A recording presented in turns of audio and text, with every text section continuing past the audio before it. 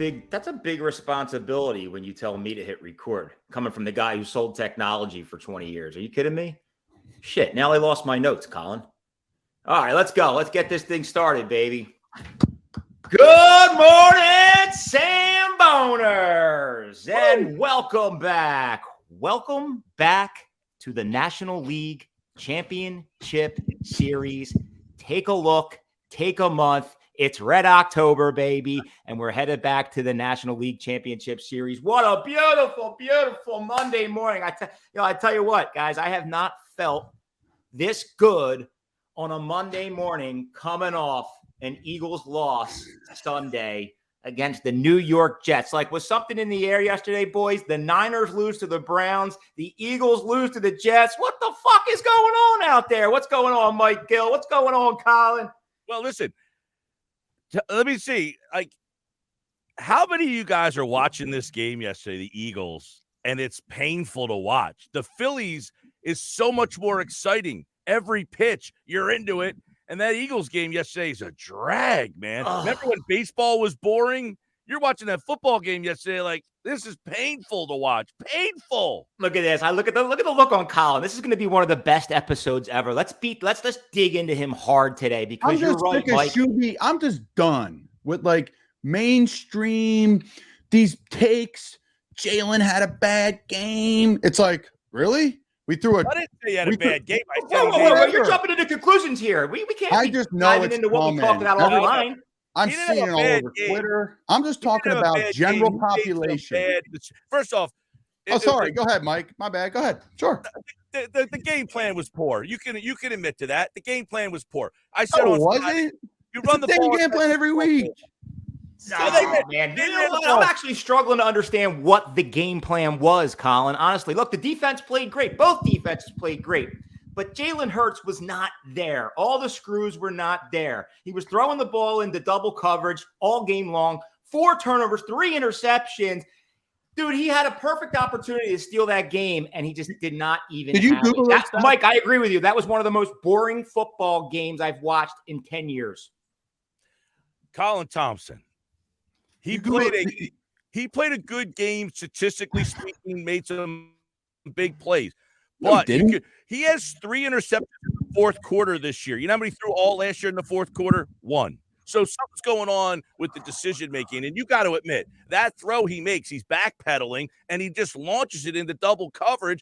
You got to protect the football there. You can't turn the ball over at that stage of the game. When the Jets, by the way, give you a gift. They give you a chance to get back in that game, and he does that. Am I allowed to go now? You are.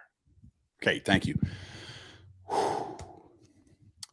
I can't wait I want to continue to play my career as long as I can because there's a lot at stake for me personally, professionally, and financially for my family. But this game is not on Jalen Hurts. Like, you're talking about that? Let's just go back to the last play. And did everyone Google those 3 interceptions too? Like, how many picks did Jalen have today? 3. Did anybody watch the tape and see him? They ran a rocket screen where Dallas is wide open. He puts it right on him, takes a weird bounce. That's a pick. The other time, guy comes off the edge, decapitates his arm. The ball pops up. Stop real quick there. There's only 3 seconds you get. You can't take 5. There was a moment there where he had to go. He either had to run or get rid of it earlier. He saw that pressure coming. What play are you talking about? When he got hit with the arm right here. The second but that's normal football. Like, to me, that's just like bang, bang. Like, you're going to throw a pick like that in the NFL. Like every quarterback does. This is how it is, especially when you're bringing max pressure. So I'll go back. Interception on a. By the way, Colin Thompson, I'm not even complaining about 3 interceptions. The first 2 I didn't even mention. So go ahead. All right. So I'll go back. First pick, jailbreak screen. They bring max pressure against the Jets. Extremely aggressive front, same defense as the Niners, same coordinator, same positions, same how they build everybody, D-line, run and hit linebackers. You saw it yesterday. Jailbreak screen should have been a touchdown. Horrendous bounce, pops into Williams' hands. Okay. But I'm saying this is what people think when they say Jalen bad game. Okay, there's 1. Just overall. 2, he gets hit, ball pops out. Got rid of it earlier, later, etc. I get it, but that's playing football in the NFL. That's how it goes for every quarterback. Let's just be real, whether you're great or not, even Mahomes. The third one, that should have never even been a play. I look at the score. I'm like, wait, are the Eagles down here? Why are they throwing the ball? It's like 3rd and long. You run the ball, try to convert. You're not going to. It's going to be 4th and 5. You punt, you pin it deep, and then you make Zach Wilson go 60 yards for a game-winning field goal. Like, what? You play to win the game against a defense you trust with an elite pass rush you pay a ton of money to, and you make Jalen throw the ball there on 3rd and long with not a whole lot of options. Like, run to the sticks and turn around. I love it. They run zone coverage. He looks one way. They jumped it. It's off his back foot. His had poor footwork. I get all that. But, like, why does that even come to fruition? Like, why are you even putting that guy in that place? Like, that ball should have been ran. They would have took the ball down to 1 minute and 20 seconds because they threw it at the 2-minute warning. And then they would have punted it and made Zach Wilson, who I think is vastly improved and is doing a nice job using his weapons. But my point is, like, I'm like watching TV today. I'm like, no one's talking about this. I think we're getting a little ahead of ourselves. Like, I don't want to pin it on Jalen Hurts either. I really don't.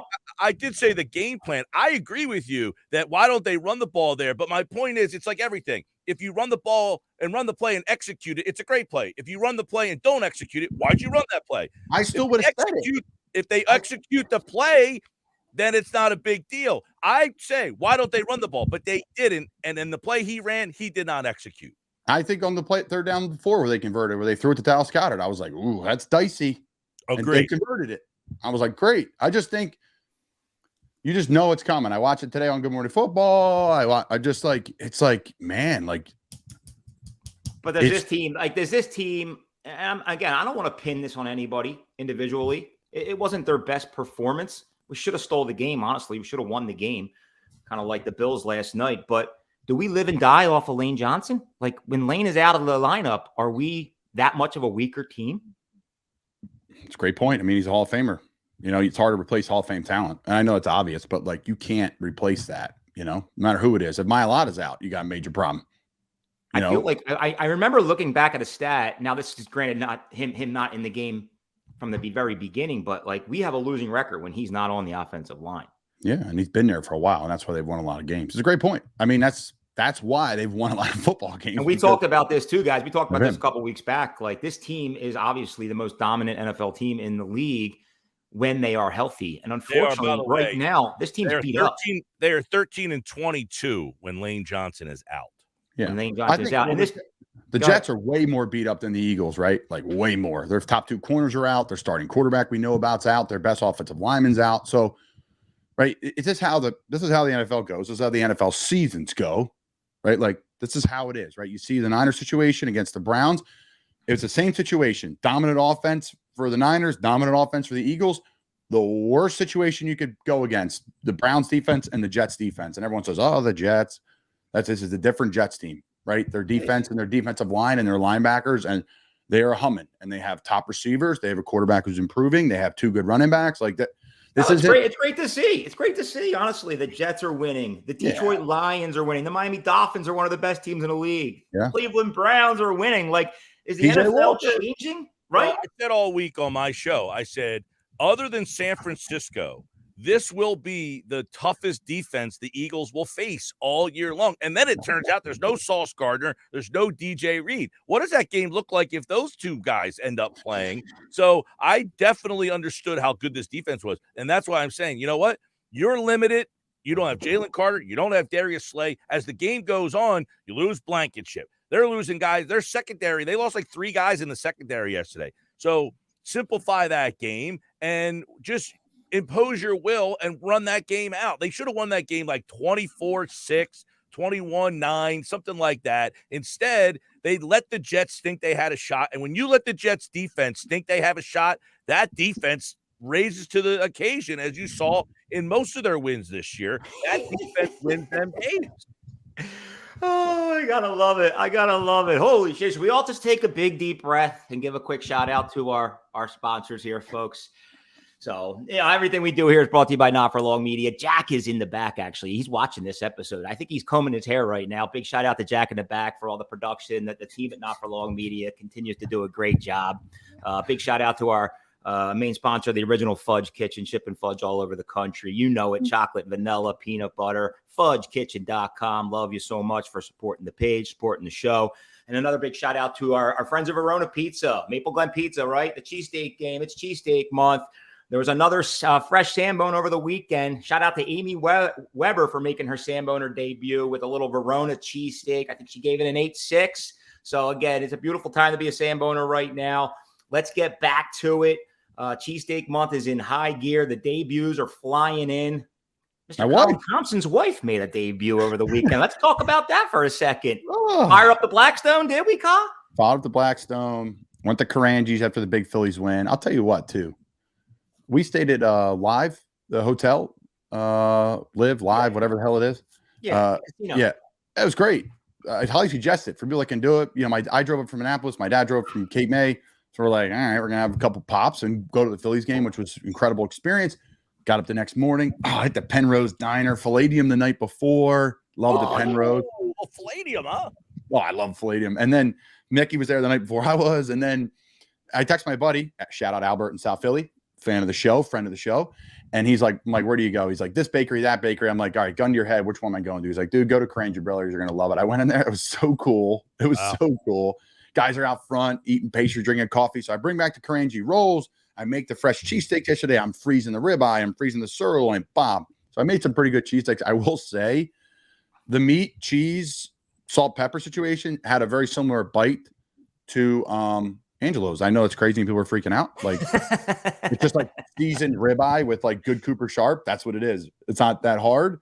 And you had all the right ingredients, baby. Just the bread wasn't as fresh. I tried my best, dude. I put this thing in. I put the bread in 2 Ziploc bags, cut the rolls in half, put it in the microwave. Like not even heat it up, but like I'm just trying to like keep it somewhere that's gonna like keep the moisture in, and they still didn't hold as well. But my wife, you know, it's hard, as Mick knows, for certain people to cross and do it, right? I'm trying to get my in-laws group text, right, is exploding when her sister's like, holy shit, look at Sid, you know, they're freaking out. I'm like, why aren't you guys doing it? So they get in their car last night, thanks to Sid. They go to Texadelphia in Houston, which is this big cheesesteak spot in Houston. I'm encouraging them all to do Sambones. They're like, we're going to do it. We're going to do it. They said they forgot, which is BS. They didn't forget. They just didn't have the to do it. Dude, she's a natural, man. She's a natural. But Sid was good. And, of course, we had great rhetoric, which was unplanned. But that's how normally things are. That's what it's all about. A nice, very nice, genuine, authentic Sambone. Dude, I kicked off. So this is the Weekend Shakedown, folks. Appreciate everybody tuning in. I kicked off the week. I'm on a huge Greek kick, fellas. I can't eat enough. The best food. And I used to call them gyros. Little did I know it's actually pronounced gyros. We talked about this. So shout out to our friends Mustaki. They are holding it down. They just opened up a new location in Fishtown. I dropped the Sambone there Friday.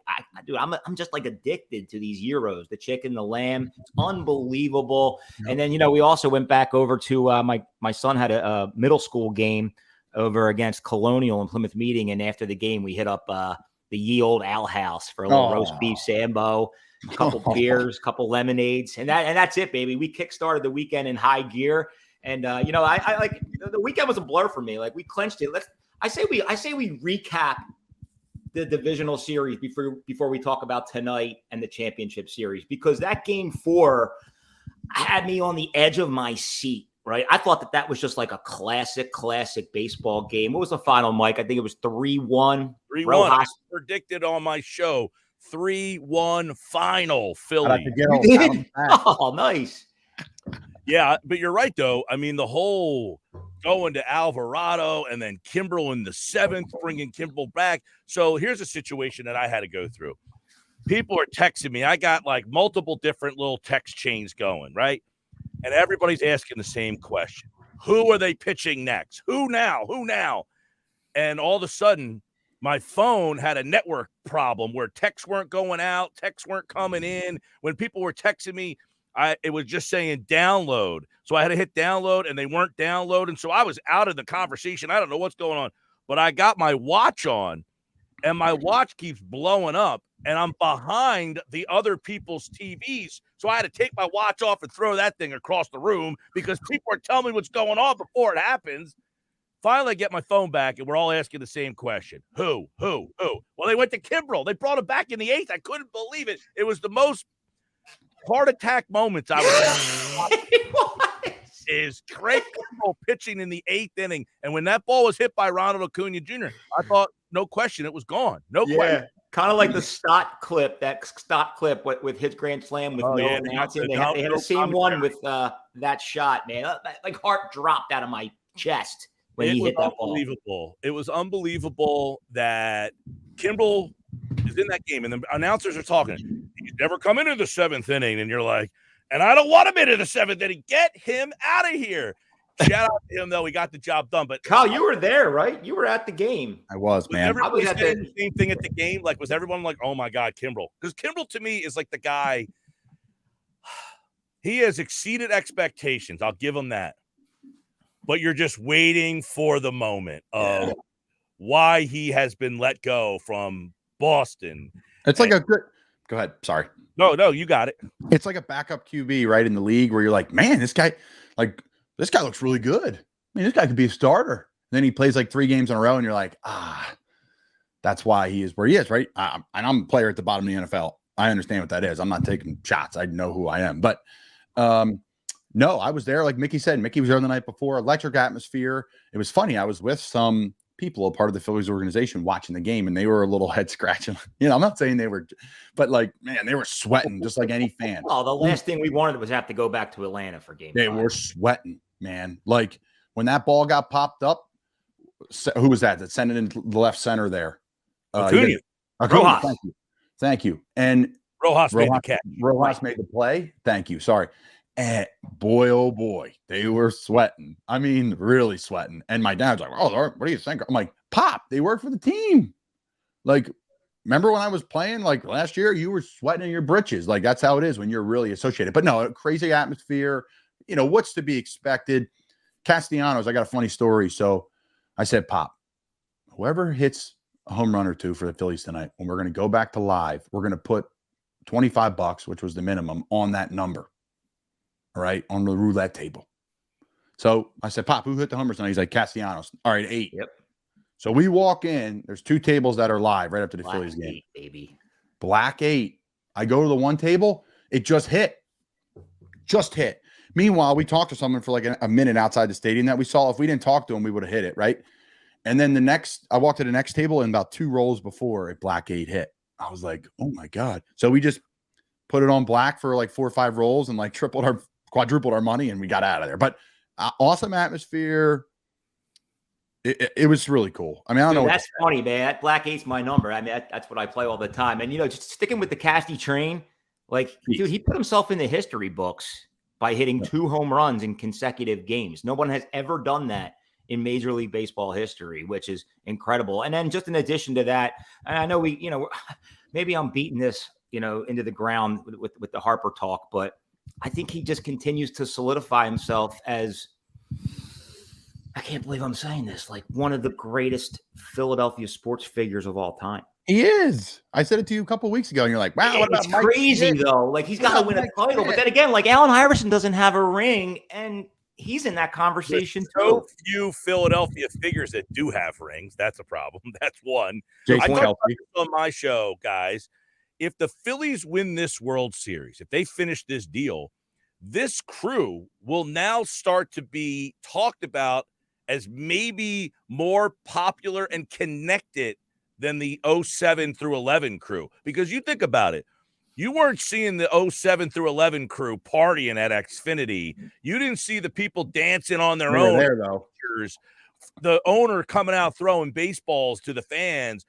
This team has more of a connection. You had Utley, who didn't say too much. I mean, he was kind of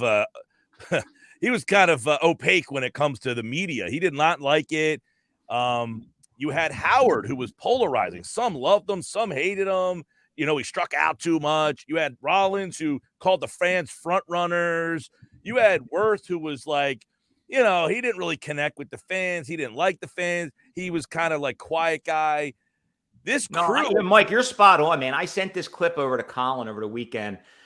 Colin kind of led me on to Pat McAfee, so I watched Pat McAfee a lot. WVU, baby. Over the weekend, he had his show. He was posted up in Washington University, And he had some really good guests on, two in particular, Lane Johnson, but he also had 17 minutes with Bryce Harper.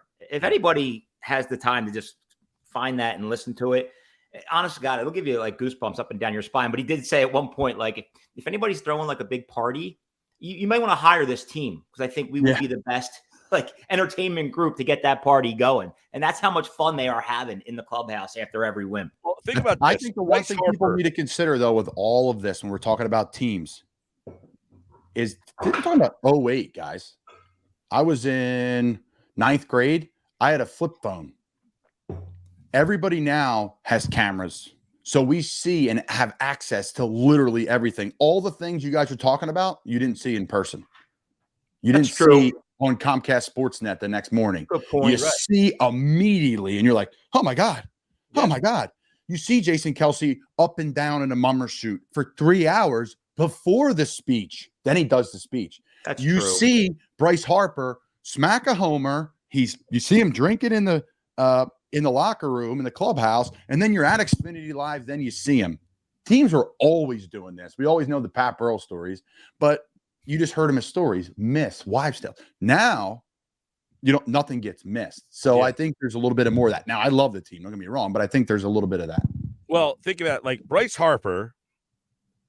I would say Utley was the most popular guy on that team. Like universally, I think everybody loves Utley. He was the hustle guy. He didn't say a whole heck of a lot. He was also a really good player. He wasn't Bryce Harper. Bryce Harper was a better player than Utley was. And Utley, by the way, you talked about Castellanos hitting 2 in back-to-back games. That's never happened. But 2 multi-home run games in a series, Utley did that. Utley hit multi-home runs in that series, and they lost.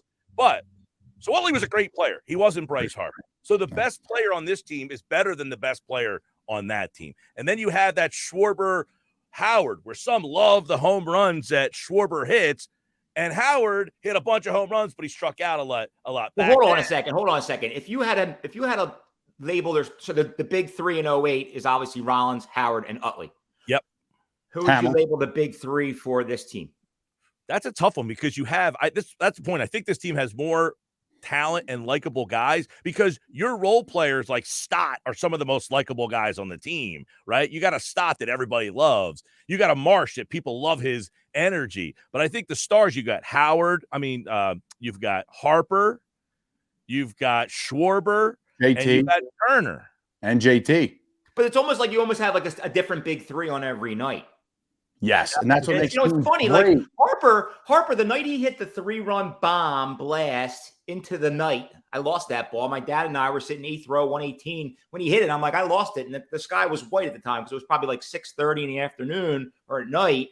But he even admitted by saying before the game, fellas, I got nothing. I just went into the cages 3 times. I can't see the ball. I got nothing. I need you to pick me up tonight. And sure enough, he goes out and hits a 3-run bomb. He's like, all right, maybe I do got something tonight.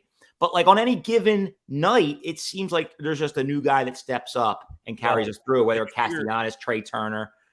The 08 team, they had a blueprint. It was the bridge to Lidge. They had Madsen. They had Red Dog.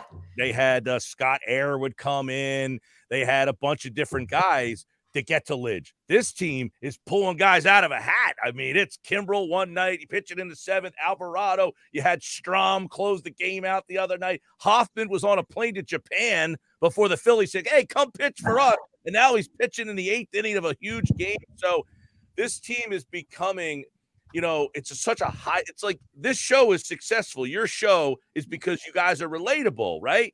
You drink, you eat, you make mistakes, you work. That's right, baby. We drink? I didn't know about that. That is the formula for a successful show, though, is being relatable, entertaining, and informative.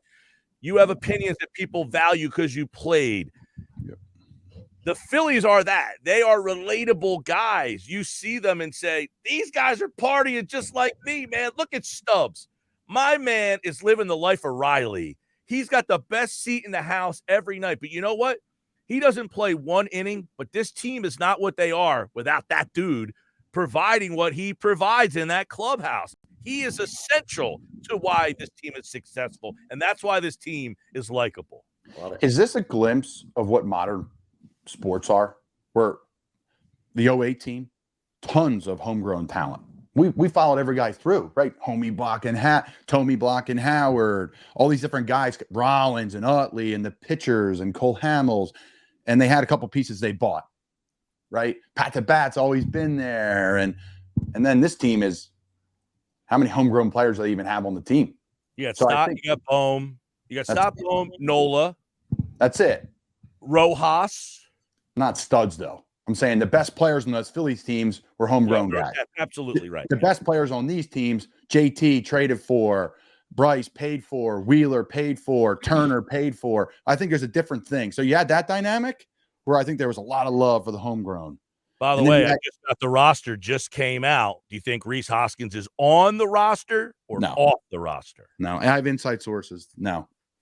I would say, since they did linger it, I would say he's off, but it makes me believe that he might be on if we do advance to the World Series.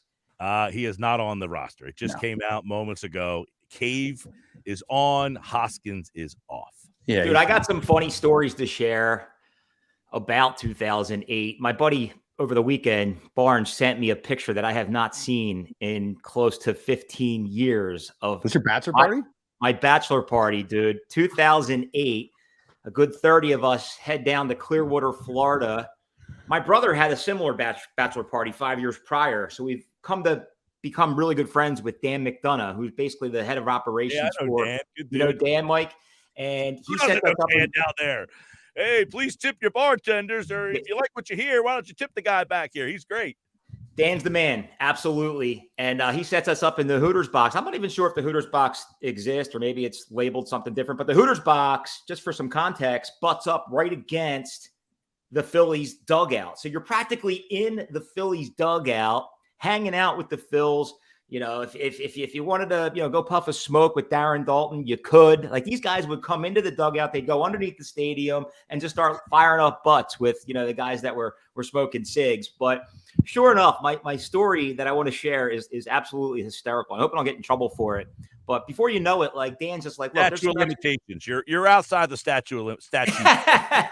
So one thing leads to the next. Dan's like, look, there's some extra space in here. Do you mind if Billy King comes in and hangs out with his wife? And I'm like, are you kidding me? Billy King? Yeah, of course. Billy King is welcomed into the box. Then next thing you know, Joe Conklin walks into the box. Hugh Douglas walks into the box. We're hanging out with all these guys. We're hooting. We're hollering. So next thing you know, Dan McDonough says, Mickey McKenzie, please come on the field. Mickey McKenzie, please. I'm like, Mickey McKenzie, what? Sure enough, I get the opportunity to throw out the first pitch at the Phillies Clearwater spring training game. Wow. That's awesome. Yeah, unbelievable. So this is leg one of a two-leg story, and I'm going to try to make this as quick as possible. I decided to get up on the mound. I wasn't sure if I was going to sidewind it, maybe do a little over-the-top action, a little curve bar. But I'll tell you what, the adrenaline started to kick in because I was nervous. I mean, it was a good crowd. Like, Clearwater does a good job. A lot of people come out for those games. Sure enough, maybe the place is packed in that place. Exactly. So I was nervous. I decided just to throw a nice straight fastball. Fellas, I almost threw this ball into the stands. The catcher at the time, I forget his name, jumped up, saved the day, grabbed it. The whole crowd goes, woo! I'm like, oh my God. Take a look, take a step. Oh my God. So maybe, I don't know. Maybe I'll save some stories for another day. I mean, the other one I'd love to share is just Joe Conklin, man. If you guys are a fan of Joe Conklin, like, I grew up listening to him. My dad's a huge fanatic of Joe Conklin.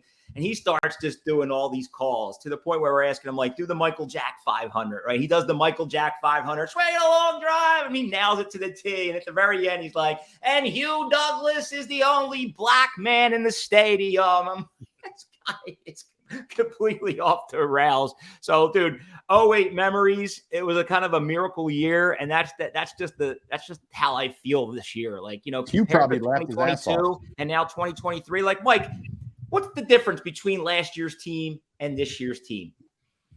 I think there's a couple things. One, the pitching's deeper. Bullpen thing with different guys. Last year, every night, it was Alvarado and Dominguez, and that's all they had. I mean, anybody else, you were just blindfold hoping. Now they have a bunch of different guys they can go to. I think their starting pitcher. Think about this. In this series, you're going to need a fourth starter. You're going to go to Christopher Sanchez or Taijuan Walker. Walker won 15 games this year. Sanchez, a lot of people really liked him, had one of the lowest ERAs in the rotation. Last year, going to Noah Syndergaard to pitch a World Series game last year. Trey Turner has added a dimension to this team that they didn't have last year with speed and power, and we didn't see it for half the season, really till August. So that's in. Last year, Castellanos was not a big factor. He is now a big factor. Stott is much more mature. Bohm has not had a good NLCS, but he led the team in hitting with runners in scoring position. You're much better defensively. I mean, think about it. Rojas in center, Marsh in left. You're really good there.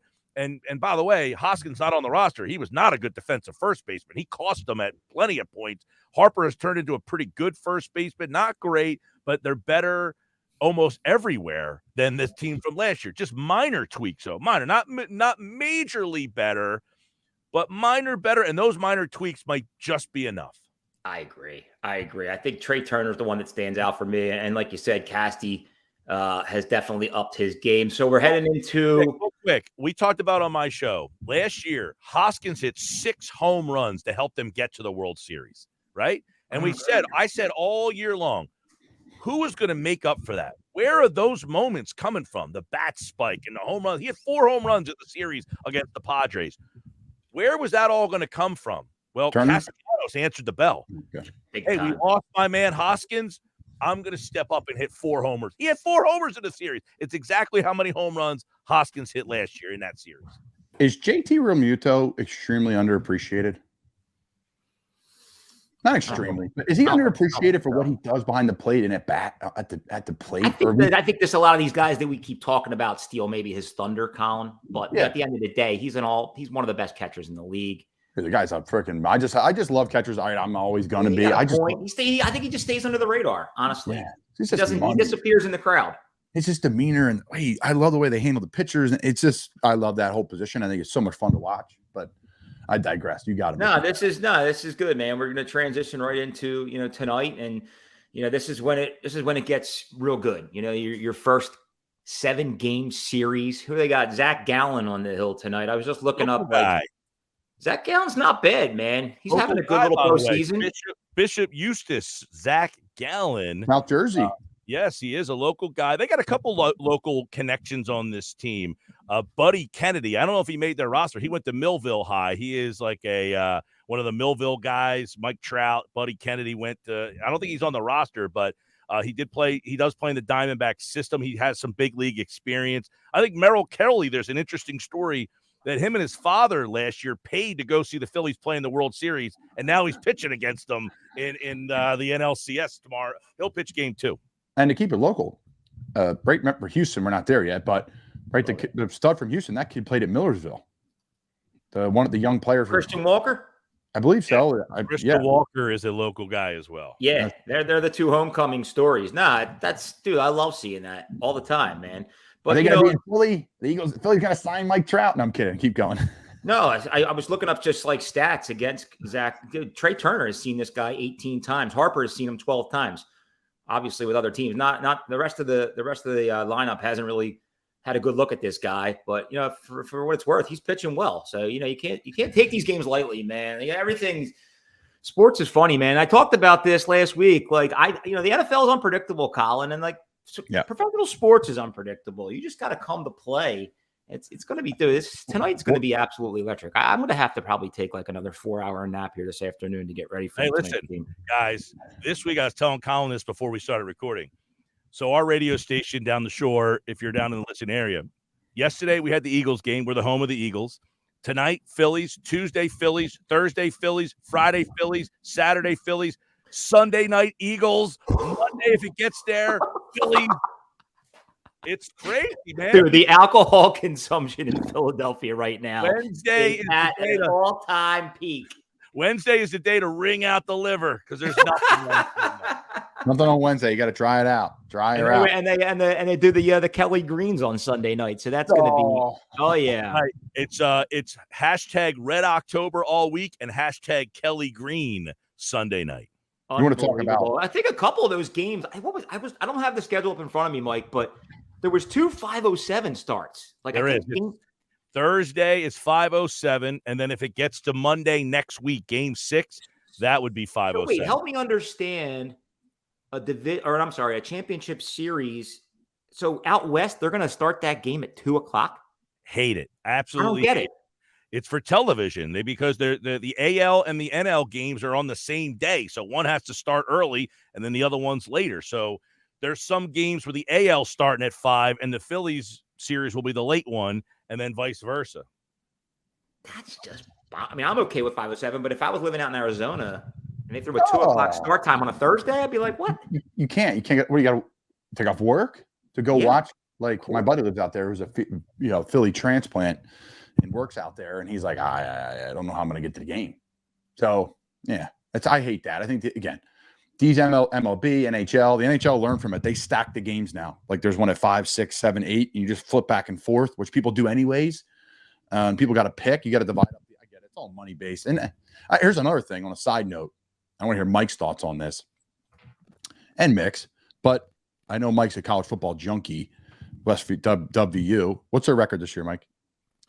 5-2. They lost. You didn't see that game Thursday night? They lost in the Hail Mary because the idiot took the helmet off and got the penalty, and then they threw the Hail Mary and it got tipped up in the air, and they awful. Well, they'll be bowling, which is good for WVU, right? And dude, I got a pet peeve, and I'm gonna talk about this on my show. Alabama, Arkansas, these poor teams that play at this noon kickoff, and you're in Central Time Zone, they kick off at 11 a.m. Yeah, football in big time college football should never be played before noon. Well, that's brutal. Dion was complaining that they had to play Friday night at 10 o'clock Eastern because he thinks his team should be in a better East Coast time slot. They played Friday night at 10 in Colorado. They lost that game. They were up 29-0 at the half and blew that game to Stanford, but he was complaining about a 10 o'clock Eastern start time for them. Yeah. Wait, let's turn that into a segment. Let's all come up with our pet peeve of the week. I love it. Whatever it is. And I'm actually going to lean on my good buddy who brought this to my attention. I got my pet peeve right now. You want it before I forget? No, Mike, you're going third. Slow down. Yeah, you just keep cutting people off. Mike, cut me off Star Show, and then you're cutting Mick off. I'm trying to work here at the same time, all right? My pet peeve, and I'm going to take a shot at Nike, and hopefully they're not a future sponsor. I'm sure they never will be. But maybe the Nike baby blue Phillies jersey, shout out to Bird who brought this to my attention, and it drives me insane too. I'm going to show this to you guys on the camera. The jersey doesn't have the baseball inside the Phillies P. However, all the other swag has the correct logo. They have the baseball line running through the P, also on the hat. But the Nike jersey screwed up the Phillies P. Huh. Yeah. Send that to Uniform Watch on Twitter. Yeah, Uniwatch. Uniwatch. It's like a big Twitter. Huge. Yeah, huge. And they like Lucas is his name? Yeah. It's a really good follow, actually. It's highly entertaining. They Uniwatch? Uniwatch. It exposes like people, or like it gives information about uniforms. Here comes Jack. Oh boy. Here we go. Mick is wrong. And by the way, hold on a second. Mick, you are wrong. Look at Jack's powder blue jersey. Hold on. Mick, these powder blue jerseys were way brighter. What do you got, Jack? They never had the baseball and the P on the jerseys. You said you're wrong, Mick. Oh shit. Let me pull up an accurate. No, you're wrong, Jack. The price is wrong, Bob. Right here. You're wrong, Jack, because look at this big boy. Greg Luzinski. Mike Schmidt. Greg Luzinski. Ever heard of him? The white version. That's the white version that has pinstripes, right? No, this is the powder blue. Look at the picture I'm showing you, Mick. Or Mike Schmidt promotional photo. Shit. You get a winner? Did you get a winner there, Mick? Let's see. Hey, it's all debauchery, right? Another picture right here. Jack's on the Destiny tour right now. Jack, text those to me. I got to send those back to Bird. I will. Good job, Bird. You just screwed me on the show. Take a look, take a bite. Right. Oh, that's right, baby. Take a look, take a month. What else we got, fellas? Flyers are off to a 1-1 start. Hold on. Let me give you my pet peeve real fast. Oh, yeah, that's right. Go ahead, Mike. Yesterday, I'm watching the Niners Browns, and they're down in the last minute driving. I want to see what's happening here. So Fox leaves the game, and they say, due to contractual obligations, we have to take you to America's Game of the Week. They start the game, then they go double box with the sound on the Niners game. Okay, I don't need that. I could just use a little picture up top just to see what's happening. They go down the field. They're showing it.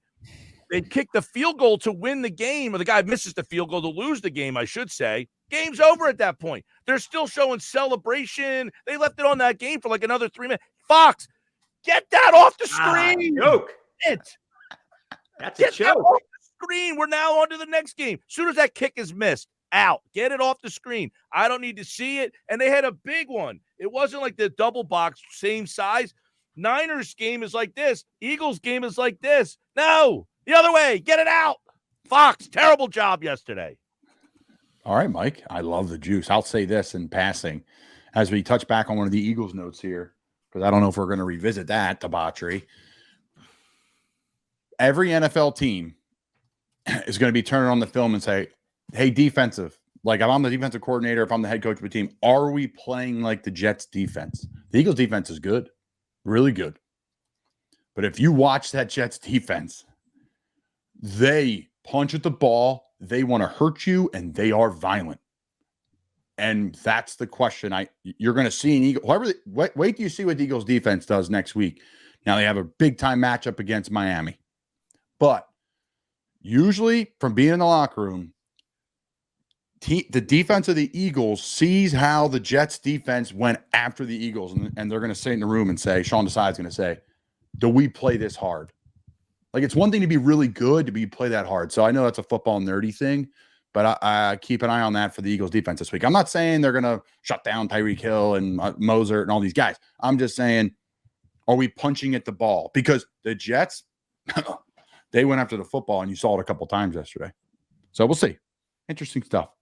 Just football nerd stuff for me. 7-game series predictions, boys. What are we thinking? I like the Phillies in 5. Phillies in 5. Mike Gill, Phillies in 5. How about you, Colin? I said Phillies in 5 at the same time. I'm glad Mike's audio got caught before me. Yeah, I listen. I just think this team they're it, right? They're the shit. It's just the bottom line. I said about the Eagles, right? Like, they really are. It's okay. Who pitches game? Who starts in game 4? That's a Gill question. I think it's going to be Taijuan Walker. Neither one faced Arizona this year, so there's nothing there. They hit the same against lefties as they do righties. They're 250 against righties, 251 against lefties, so there's no discernible struggle. I think they'll go with Walker as a veteran who has pitched I think he pitched in the playoff, not very well, by the way, with the Mets a couple of years ago. And Sanchez would be the piggyback on a short leash. So I think Walker gets to start. Sanchez probably the piggyback on a short leash. So yeah, Homer Mick is leaning towards a clean sweep, but you got to respect the fact that the Diamondbacks swept the Dodgers, right? So that goes to show you there's something clicking in that clubhouse also. So I'm going to take a more realistic approach and say Phillies in 6. They win it in Arizona. Yeah, have you guys seen the Arizona hashtag? No. See, that's the thing. It's like you're watching the Phillies and the hashtag for their Twitter account, like when you use a hashtag, like a certain, like a picture comes up. You know what I'm talking about, Mick? Oh, yeah. Go ahead. So we were watching the Phillies, and we're so locked in on what our team's doing and how cool and everything is here. And their hashtag is embrace the chaos, because it's just been like wild out there with this team out of nowhere. Look, they beat the Brewers in the first round. Brewers had really good pitching, had an awesome season. They outpitched the Brewers pitching. The Dodgers pitching, let's be honest, not very good. And they were able to look, they beat the Dodgers 4-2 in 2 games. So not a great offense, but very good pitching. Here's the problem. In a 7-game series, as opposed to a 5, when you have to get to that number 4 starter and that number 3 starter have to play a factor, they don't have a lot of bullpen depth. I think the chaos is going to be, we don't have enough. Yeah. So one thing the Braves should have did that the Diamondbacks are doing, I think the Braves ran some simulation games, right? But what the Diamondbacks are doing is that they're pumping heckle music or like heckle sounds into their practice facility. Or even like when the pitcher is pitching and practicing, they're pumping heckle sounds into their ears to just like try to rattle them. Yep. They do that. Was from the, unbelievable, dude. It really is. It's unbelievable. It was from the pandemic when they had no fans in the stands. They had the tape still or the CD or nice. whatever, and they were playing it from that. Whatever So from a works. football perspective, that happens every other week, right? When you're on the road, that's every time. Now, when you play Philly, when you play Seattle, we'll practice indoors in the indoor bubble, which we never do, and turn it up so loud you literally can't think, just to whatever the word is, to simulate, what it's going to be. So that's very popular in other sports. Probably not done a ton in baseball. Nah, that's funny, man. They were destroyed. Like at the game, I'm just watching the fans right off the Braves dugout, the opposite side where Mick's brother was for the game. Literally, I mean, it's tough. It is tough to be an away pitcher in that ballpark. I mean, you are nonstop, and it's choreographed. Everybody knows it's coming. They are booing him an hour before the game. We're in there when he's walking to the bullpen to start warming up. Starting pitcher for the Braves. Like, they are chirping him hard, and it's coordinated. It's not just an in-game rah-rah. It is like starts 2 hours before the game. So that's why, I always say it. Not the best people, but the best fans in the world, Philadelphia. And I'm one of them. I speak for myself. 100%. Nah, it's going to be exciting, man. Final thoughts, anybody? Eagles will be fine. Great week, man. Get some sleep. A lot of Phillies all week. Eagles on the benchmarks on the end. By the way, Flyers are mixed in there. I think the Sixers have a couple preseasons before they get going. No one's paying attention to this James Harden stuff because it's just lost in the sauce. So Penn much. State, Ohio State. Oh, the best. By the way, Ohio State. By the way, and Colin, we talked about this with Mick. We talk about best times of the year. How do you beat October? How do you beat October? How do you beat October? You beat it in November. I don't know about that start time, though. 12 o'clock for the number 3 and number 6 team in the country, a noon start? That's my point from earlier. What are you doing? That's the thing, guys. This Fox Big Noon Saturday has found something with this. It's become the highest rated block for them. They're saying when everybody else is giving you their worst game, we're going to give you our best game. And everyone's saying, oh, I can watch Iowa, Purdue, or I can watch Ohio State, Penn State. What are you going to watch? I'll tell you what, though, it suits us well because of the Phillies. And so it actually works. I love it for my radio because we can put the Penn State game on at noon, and then I have the Phillies game. So I don't have any conflict with Penn State and Philly we got to. That'd be a major problem. Now, Mike, as we wrap up, what would take precedent? How could you make that decision? I do make that decision, yes. Like, dumb question. No, but hey, listen, his higher ups can make that choice. Like, hey, we're going to put the Penn State game on over the Phillies or whatever. Like, that was my question. Yeah. Well, the Eagles trump everything. That's their number one. So if the Eagles talking about contractually, like if you have obligation. Yeah, the Eagles are number one. You can't move them at all. The Phillies, we are not the Phillies affiliate. We are an ESPN affiliate. So we have the national feed, but we do have another station that we could air the game on if we have a double conflict. Like if the Sixers or Flyers play at the same time, the Sixers will air on 97.3. The Flyers will go to our rock station. Okay. Same thing. Like right now, if the Phillies and Sixers play at the same time, the Phillies would play here. The Sixers would go to the rock station. So we do have another station for a spillover. There's two at the same time, but you can only do two you can only do so much. It's the best time to be alive in Philadelphia. Cool breeze, Phillies, Sixers, Flyers, Eagles, and Penn State. Maybe we should call this podcast the rinse, wash, and repeat episode because honestly, it's like the Phillies just continue to plow forward. Look, I'm over the burn. Like it sucks. It sucks that you lost, but it happens, right? It's tough to run the table, and to make things even, I don't know, less. Here come the Dolphins. Like the Niners lost to the Browns, right? Like who gives a shit, right? We're moving on. Phillies are game 1 NLCS. That's all that matters right now, in my opinion. Let's fucking go. Take a bite. Get out there. Stop talking about Sam Bonin. Mick, we got to talk off air. We got people from Florida chiming in. We got people chiming in about Sam Boner DMV. I mean, nuttiness. So it's absolutely alive and well. Appreciate all the love and support. I'm going to keep on Sam Bonin. Mike Gill's going to start Sam Bonin. Everybody needs the Sam Bone. That just sounded like a Rocky movie. I did. I hit 2 new spots this weekend. Looking for a little spot, right?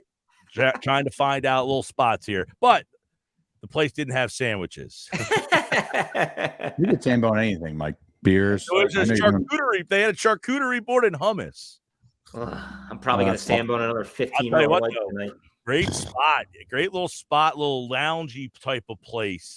So I'll have to follow it up again to see if they had a good beer selection. One of the few places that has a Tonewood Fuego. Oh, yeah. Make it look Inside like your fuego, we keep it rolling. All right, that's all we got, Sam Boners. Appreciate everybody tuning in. Have yourself an unbelievable day. Let's go, Phils. Let's go, Birds. Let's go, Penn State. Our pets' heads are falling off. Sam Boner out.